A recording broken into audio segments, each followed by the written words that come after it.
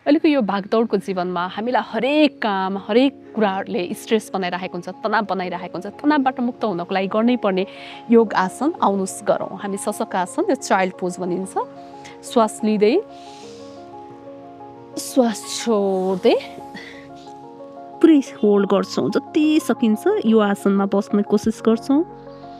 2 minute 3 minute यो आसनमा चाहिँ बिहान बेलुकाको समयमा हजुरहरू बस्नुभयो भने आफ्नो शरीरको थकाइबाट मुक्त भइन्छ, मनको थकाइबाट तनावबाट मुक्त भइन्छ।